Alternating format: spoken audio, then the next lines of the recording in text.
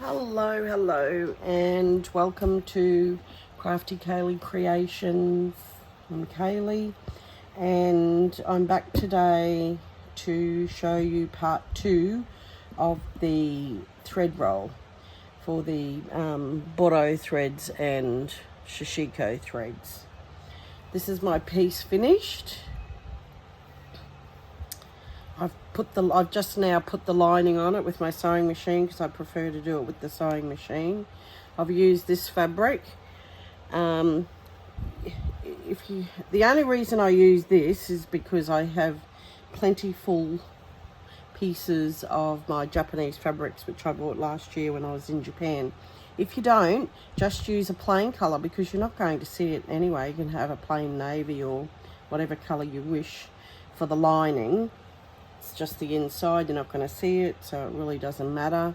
Now, we're up to doing the circles for the side pieces. Here. I'll just pop that over there. And I prepared one earlier, because we need 2, obviously. One for each side.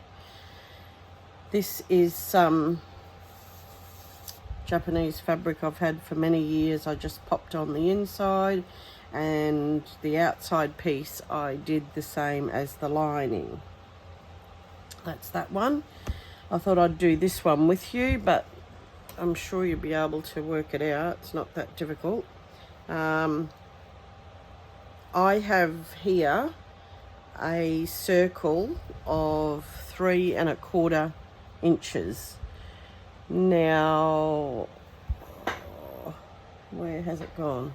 I used my trusty compass and just drew out circles. So that measures 1 1/2 inches and 1/8. However you want to work that out in inches. In centimetres, it's about 4.5 centimetres. And then you do the whole circle, obviously. You need 4 rounds because you want 2 outsides and 2 insides. Now, for the inside on this piece, when I made my last one, I used this. It's a plastic. I've got it in sheets, but I've only got a few left. So it's not exactly a whole round circle, is it? It's a bit difficult to cut the plastic. But I just thought I would just use some cardstock that I had for the inside. And that way I'm not having to use all my plastic that I don't have a lot left over. So how are you all doing? How was your Easter? I hope you had a lovely Easter and enjoyed it if you're at home or away and doing some sewing, catching up on things, and enjoyed Anzac Day.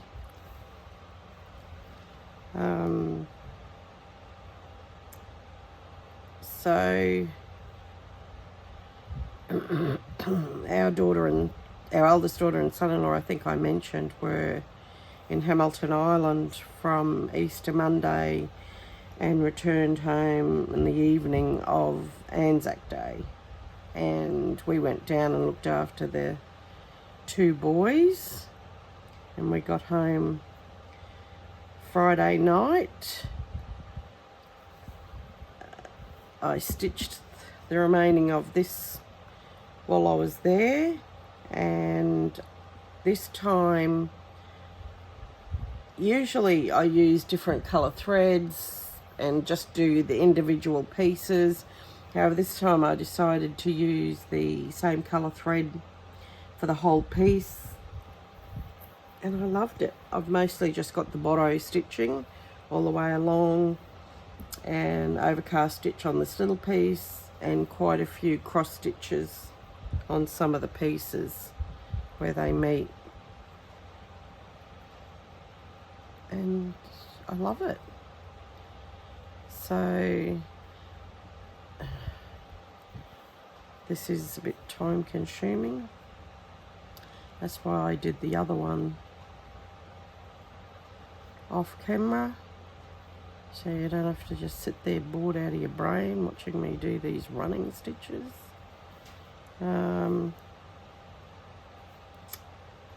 Okay,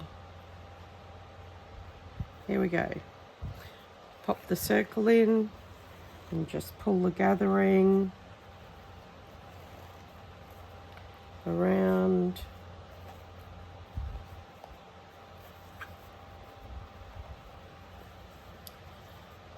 Just tie it off with a knot, and that's that one done.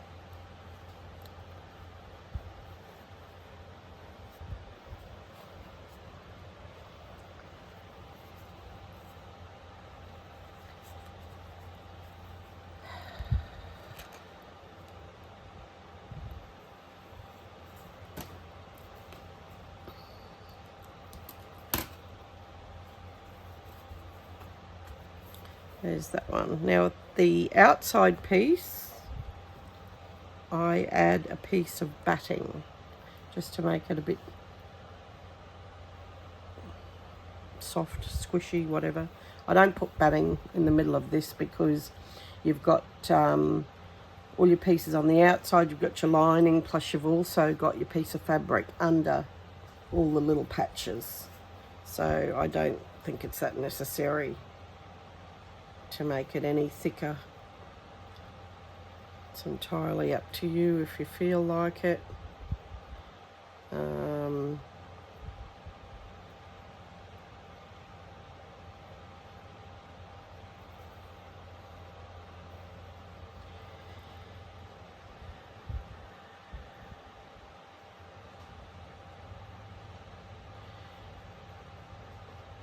One of the ladies that watch the channel, Sue, hi Sue, has purchased some of these fabrics from me to make her roll, and I will be posting them off tomorrow, Sue, so keep an eye out in the mail for that. And then you can watch my first video again if you haven't done this process before of the little BORO patches, or want to go over the size again. If you don't have a sewing machine and to put the lining on, you can just hand stitch it. I machine stitch it because it's quick, only took a couple of minutes. Whereas if you're going, and I just feel it's just a little bit more strengthened. If you do the hand stitching on it, you can just do a running stitch up one side and then come back down the same side and go over the pieces that you haven't filled in before, and that will strengthen it as well. Oh, come on.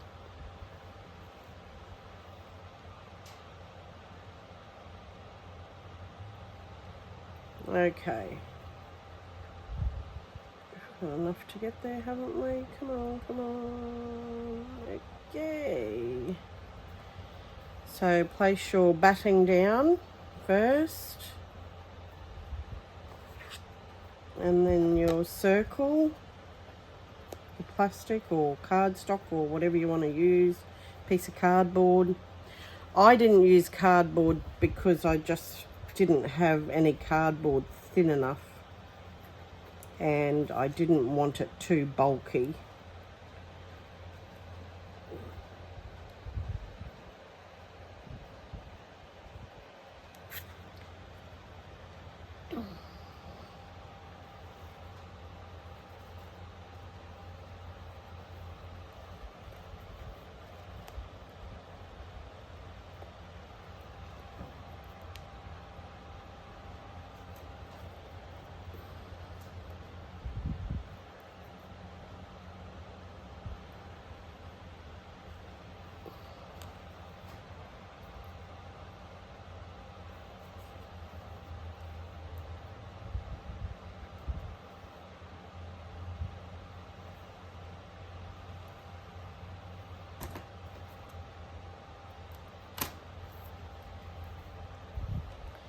Now what I did next for this one was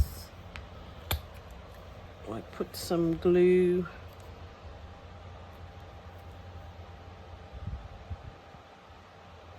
around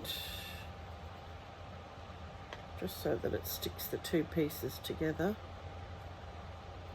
basically.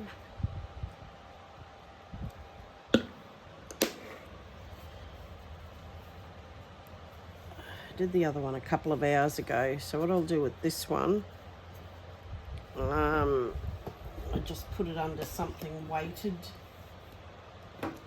so that it would seal it together and I don't have to stand there and hold it.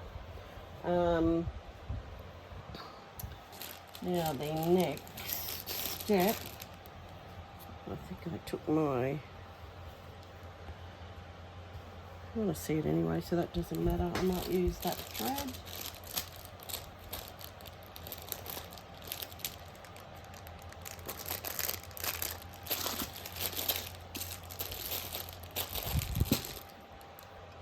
And I don't have my thimble with me, so that's a bit of a pain.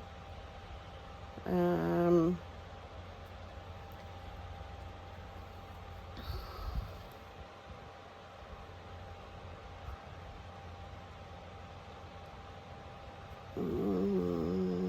get a bigger piece than that.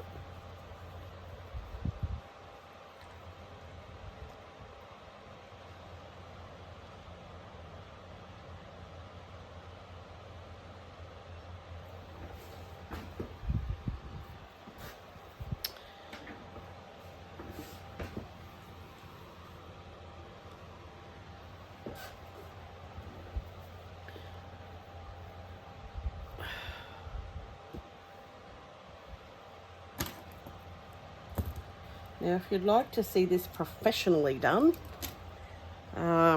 this stitch, it's called a French glove stitch. Maybe you know what it is. If you don't, I'd never done it previously to making this, and I've used it a couple of times since. Andrea Taylor from Bitten by the Bug, and I buy most of my Japanese fabrics and threads from Andrea. If you just put Bitten by the Bug, BITTERN by the Bug glove stitch, a YouTube video should come up, and let me just work this out here. No, just gotta leave.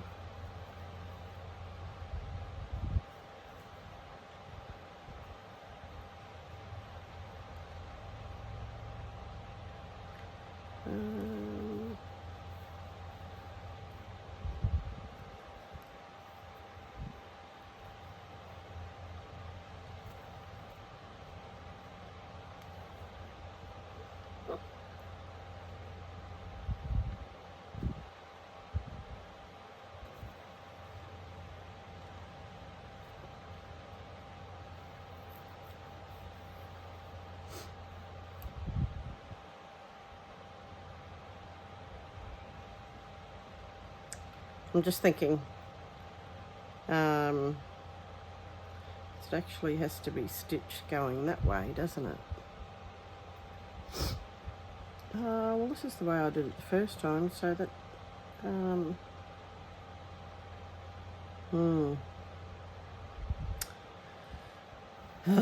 let me see. I'd prefer to start from here. I'm sure that's what I did with that last time.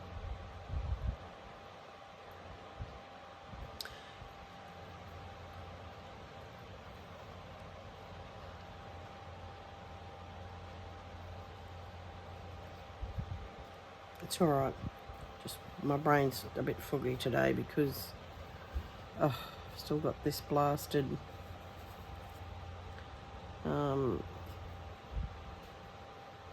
allergy thing going on.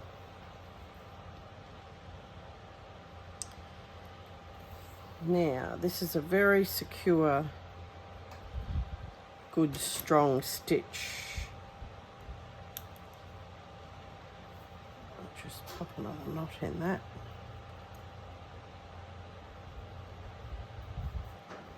And if you want to see someone, a professional, do it, go and see Andrea.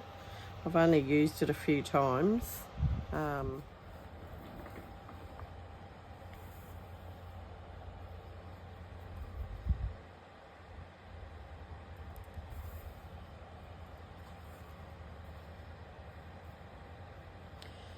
Okay,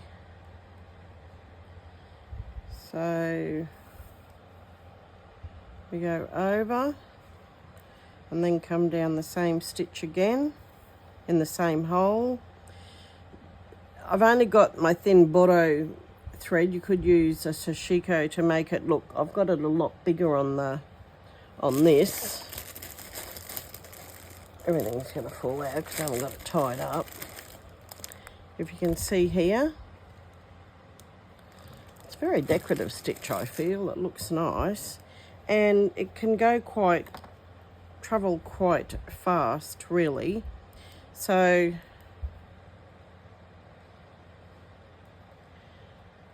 about 1/4 of an inch or so for each one, catching all your layers. Go over there and then come down again.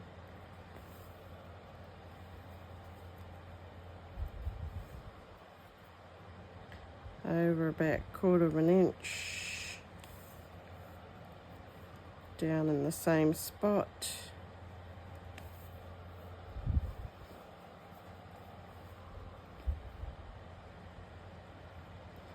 Over, same spot.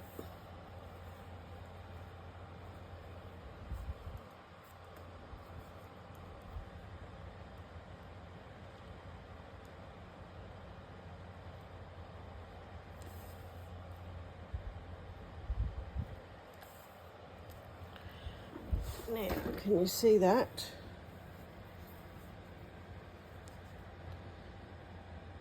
Looks quite nice. Anyway, it'll be boring for you to sit here and watch me stitch all this, so I will continue, and I will probably go around to about there, that spot. If I can get the needle in, let's go this way then. Around about to there. And then do the other side, and we'll look at closures. So I'll leave that there for now, and when I'll come back when that is done. And I've got my other round piece. I had it under a box of weighted fabric.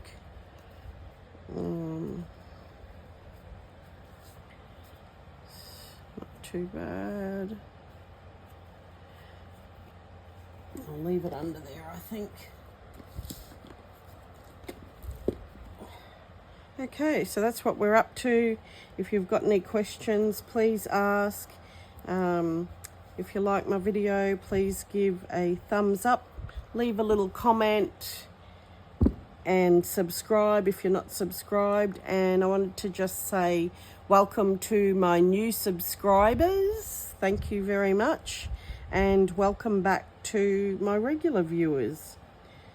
So enjoy the rest of your weekend. It's Sunday afternoon here for me, and we're going to visit my daughter shortly and see the grandchildren again, and I'll be back a little bit later this week to show you how we have progressed. Keep well. Talk later. Bye.